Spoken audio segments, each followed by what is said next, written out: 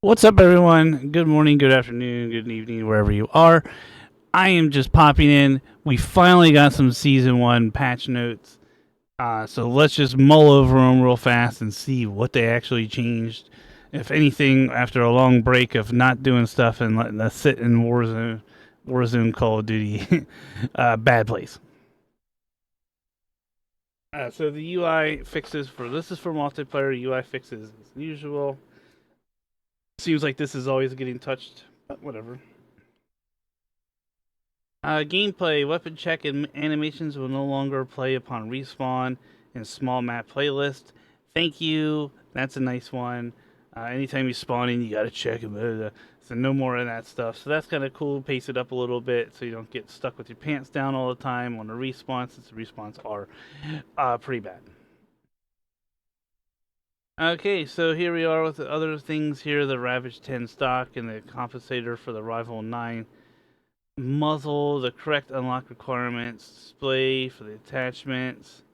So I haven't had this experience, but apparently this was an issue going forward.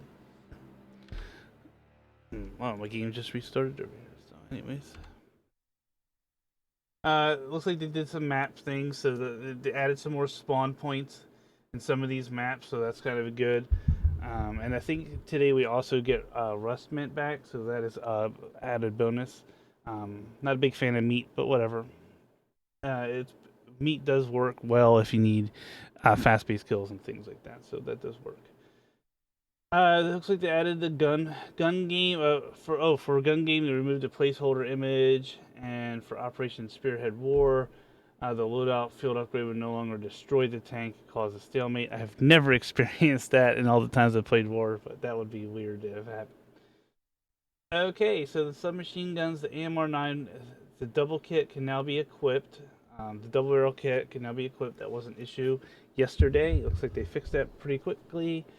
It looks like they also made it so you can use the Beholder rifle kit for the TYR as well. So that looks like it's good things. Now we can finally get to play around with that after weeks of not being able to play with it. Uh, for the scatter mine, it looks like they reduced the explosive damage to 1 to prevent lethality in hardcore modes. So that was annoying sometimes. For zombies, it looks like for the ether blade, they addressed an issue where players would lose their ether blade if it was thrown at a harvester orb. Uh, okay, that's interesting. Guess I would have been annoyed too, since you have to wait like what 3 days between crafting.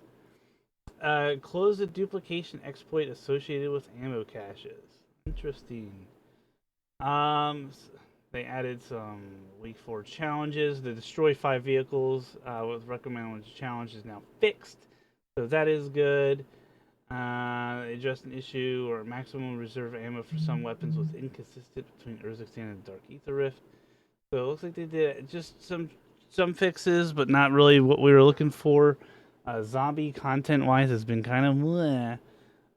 So yeah, let's go see what the Warzone patch notes have to offer for us.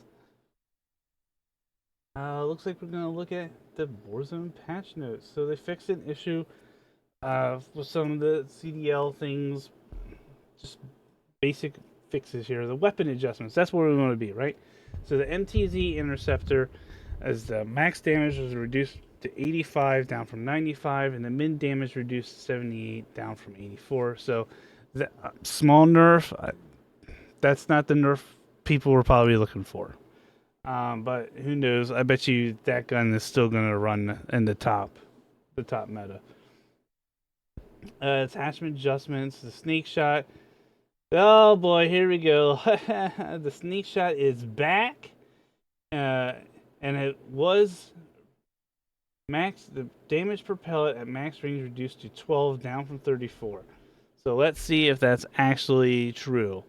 But the snake shot is back in the game.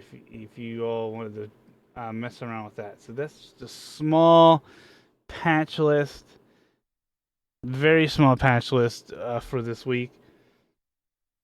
Maybe we'll get something later down the road, or maybe next week's patch list will be bigger. But who knows? So Everybody was whining about the MTZ Interceptor, so you got a small nerf on it. I bet you it's still going to run the top 6 meta as well, though. And so that's it for this week. Wow, really didn't give us much for it. So have a great day. Peace out, and catch you on the next one. Bye.